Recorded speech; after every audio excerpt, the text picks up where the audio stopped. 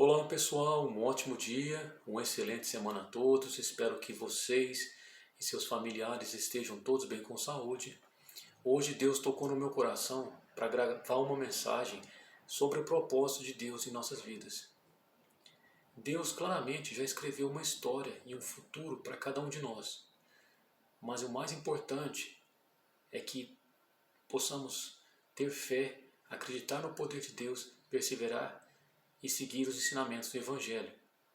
E antes de mais nada, dar o primeiro passo, que conforme vamos dando os passos, Deus vai abrindo os caminhos e vai nos guiando através de sua vontade.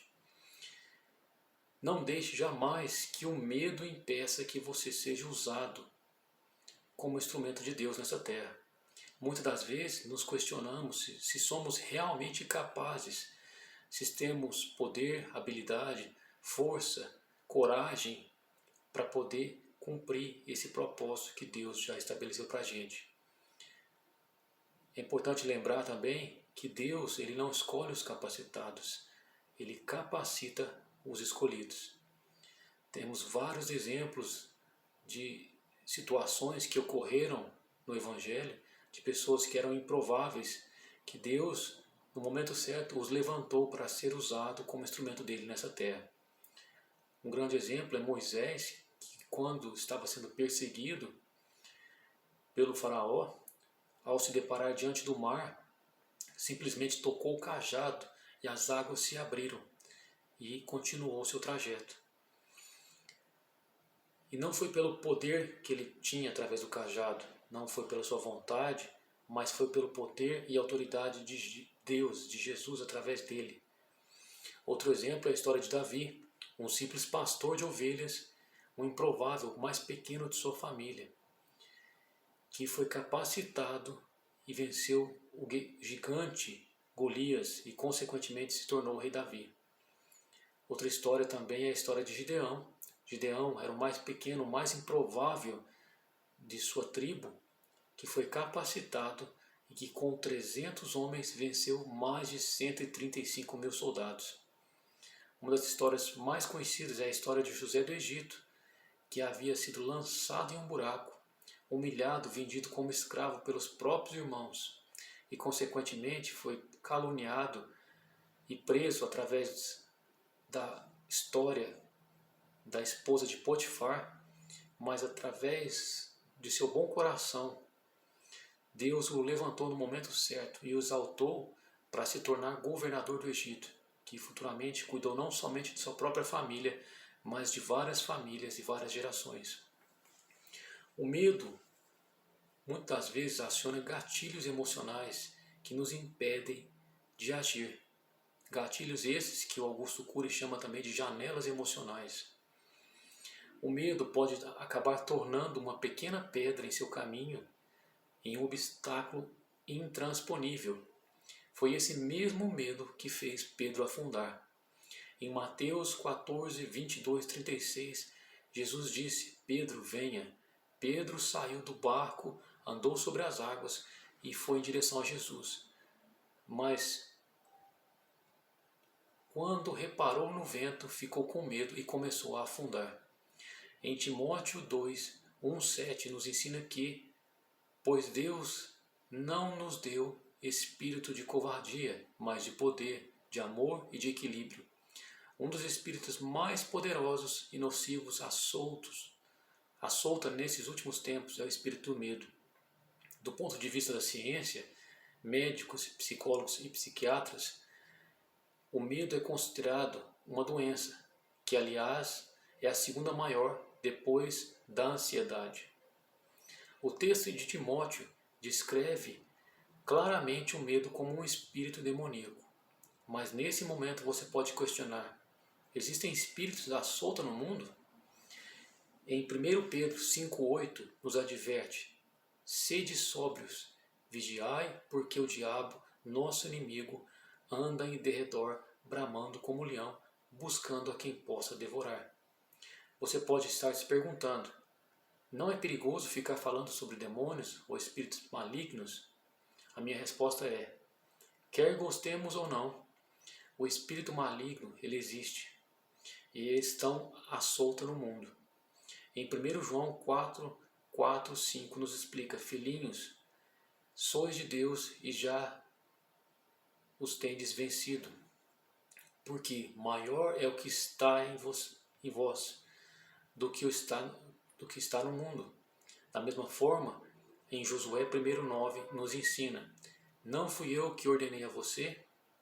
Seja forte e corajoso. Não se apavore nem se desanime, pois o Senhor, o seu Deus, estará com você por onde andar. Da mesma forma, em Tiago 4:7 nos mostra que, através da fé, comunhão, perseverança, jejum e oração, Deus nos deu a autoridade, dizendo: resisti ao diabo e ele fugirá de vós. Por isso é preciso darmos o primeiro passo. Um passo de fé, de coragem e crer. Conforme vamos caminhando, cada passo Deus, através da fé, vai colocando o chão e abrindo caminhos. Em Romanos 8:3, reforça que diremos, pois, a estas coisas? Se Deus é por nós, quem será contra nós? Da mesma forma, em Filipenses 4:13, nos ensina que posso todas as coisas em Cristo que me fortalece. Deus faz a parte dele, mas precisamos crer e acreditar e fazer a nossa parte. Enfrentar sem medo o inimigo e combater o bom combate, sendo um guerreiro valente. Pedindo para que Deus possa nos revestir com a sua couraça, sua armadura, nos fortalecendo, fornecendo a espada da justiça, o cinto da verdade, o escudo do evangelho, o capacete da salvação e nos protegendo com a sua legião de anjos, pois 1000 cairão ao seu lado, 10.000 à sua direita e você não será atingido. Em Lucas 10:19 reforça o poder e a autoridade dados por Deus. Eis que vos dou o poder para pisar serpentes e escorpiões, e toda a força do inimigo não nos fará dano algum. O que Deus espera de todos nós é coragem, valentia, ousadia e não espírito de covardia. A título de curiosidade, você sabia que nas Escrituras Sagradas a frase "não tenha medo" é citada mais de 360 vezes? Vale salientar que Deus não olha para seu exterior. Deus olha e valoriza o seu interior. Deus olha e vê e conhece o seu coração. Deus não escolhe os capacitados, Ele capacita os escolhidos. Deus não chama quem está preparado, Ele escolhe quem está disponível, com um coração ensinável, um coração simples, humilde, quebrantado e temente ao Senhor. Um grande exemplo disso é a história que citei de Davi, que tinha um coração semelhante a Deus, que mesmo tendo pecado após o adultério de Batseba, ele foi advertido pelo profeta e reconheceu sua falha, seu erro, e prostrou-se imediatamente pedindo perdão. O inimigo, na verdade, ele não quer que a gente prospere. E quanto mais a gente busca, vive e prega a palavra, mais o inimigo fica irado, tentando encontrar brechas para tentar nos derrubar e provar a nossa fé. O exemplo de Jó é uma grande história que, mesmo tendo perdido tudo, se manteve fiel a Deus, a sua fé, perseverou e por fim, ao final, Deus retribuiu e restituiu tudo multiplicado em dobro. Ou seja, o final de Jó foi muito melhor do que o início. Em Isaías, nos ensina que toda palavra que sai da boca de Deus, ela não volta vazia. Em outras palavras, o que eu estou querendo dizer é que Deus já escreveu a sua história. Você pode estar no meio de um deserto, vivendo a pior fase da sua vida. Mas se o Espírito Santo habitar em você, seu coração estará em paz. Na Bíblia existem mais de 7.500 promessas para o seu povo. Precisamos ter coragem, bravura, valentia e tomarmos posse através da fé. E a espera, que nada mais é que o tempo que a promessa foi liberada por Deus e o tempo que ela irá se cumprir. E nesse tempo de espera é que o inimigo tentará te enfraquecer, te fazer desistir. Em Marcos 4, Jesus compara o reino de Deus com a vida de um agricultor. O reino de Deus é como que espalha sementes pela terra, esteja ele dormindo ou acordado, a semente brota e cresce. Mas ele não vê e não sabe como acontece todo esse processo. Primeiro surge o broto, depois espigas e por fim os grãos. Todo o processo é silencioso e invisível aos olhos do homem.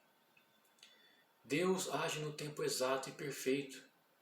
A sua semente já foi lançada, como em João 12, 24, 25 nos ensina que a semente não pode produzir fruto sem que primeiro seja lançado ao solo e morra.